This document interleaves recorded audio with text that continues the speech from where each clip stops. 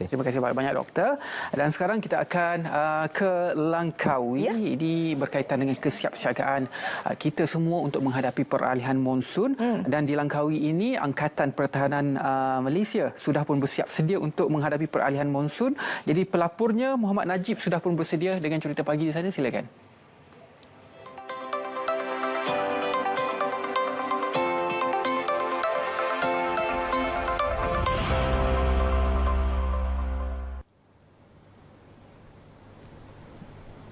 Baik, Assalamualaikum, salam sejahtera, salam keluarga Malaysia. Cerita pagi dari Langkawi hari ini suka untuk saya bawakan kepada anda mengenai dengan perkembangan Angkatan Pertahanan Awam APM daerah Langkawi khususnya bagi menghadapi bencana yang akan datang ataupun mengenai dengan peralihan monsun pada ketika ini khususnya di daerah Langkawi. Dan untuk berkongsi mengenai dengan kesiapsiagaan itu seketika bersama dengan saya pada ketika ini tetamu saya yang berbahagia Kapten PA Ahmad Syafikri Darus, Pegawai Pertahanan Awam daerah Langkawi. Assalamualaikum tuan. Waalaikumsalam warahmatullahi.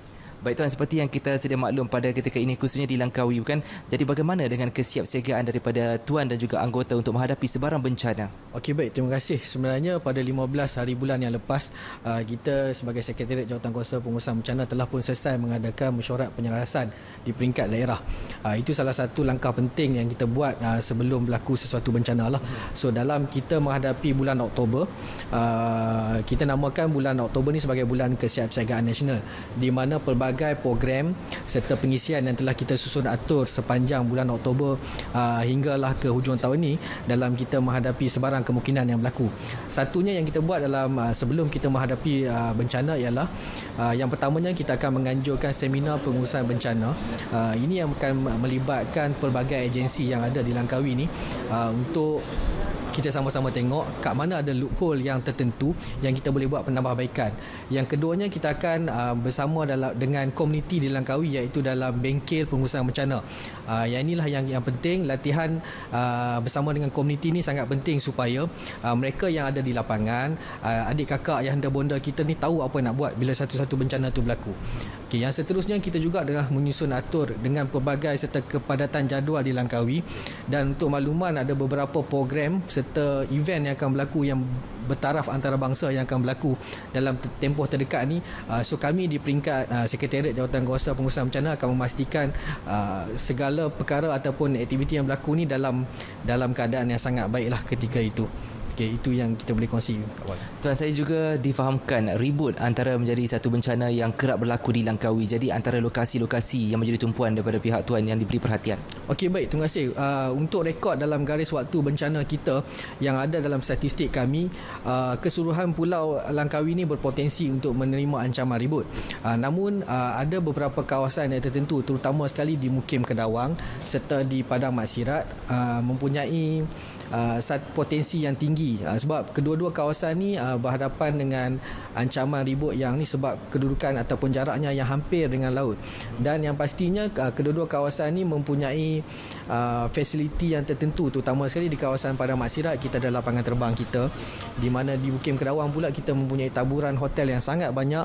Ini akan memberi sedikit kesan bila berlaku, dan kita risau jika pelancong-pelancong kita dalam keadaan panik tu kita akan agak risau macam tu. Tuan, satu soalan yang sangat menarik untuk saya ajukan kepada tuan iaitu mengenai dengan beg kecemasan bencana yang kurang lagi peka dalam kalangan penduduk khususnya yang terlibat dalam situasi bencana. Jadi mungkin saranan tuan untuk memastikan mereka bersiap siaga.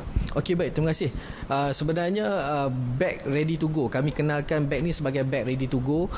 So tuan-tuan yang berlaku sebarang kecemasan ni boleh ambil dan capai saja beg ni dan boleh bawa ke mana-mana. So apa yang pasti dalam beg tu kita tetapkan ada dokumen penting, makanan asas, dan kita juga ada peralatan-peralatan yang kita nak gunakan, toiletries kita, power bank dan sebagainya yang kita nak guna waktu kita dalam kecemasan. Tuan-tuan boleh masukkan saja dalam beg, dan bila berlaku sebarang kecemasan tuan-tuan just capai beg tersebut dan boleh bawa ke mana-mana.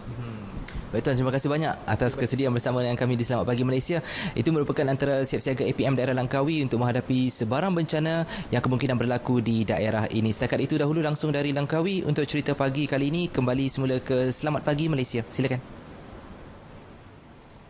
Terima kasih banyak Najib. Itu dia kesiapsiagaan Angkatan Pertahanan Awam Malaysia di Langkawi untuk menghadapi musim banjir. Jadi sejak berlakunya musim banjir lepas, Nafika, kita sedar kesedaran masyarakat terhadap pentingnya persediaan itu cukup kata dah makin menebal. Contohnya wujudnya beg tu. Sebelum ini mungkin sedikit kurang orang nak bersedia dengan beg yang ada keperluan asas. Tapi sekarang mungkin semua orang dah tahu kena sediakan beg tersebut. Sebab itulah kalau dulu kita kata sediakan payung sebelum hujan, sekarang ni sediakan keperluan sebelum terjadi apa-apa. Kita tak nak sebut perkataan banjir tu, risau. Kita risau, tapi itulah kita kadang-kadang kita tak boleh nak jangka. Jadi kita kena sentiasa bersiap siaga. Jadi pastikan kepada mereka yang berada di kawasan ataupun zon yang diramalkan akan mengalami hujan lebat khususnya di pantai timur untuk sentiasa berwaspada. Ya, baiklah. Okey, ini topik yang menarik, Ridwan.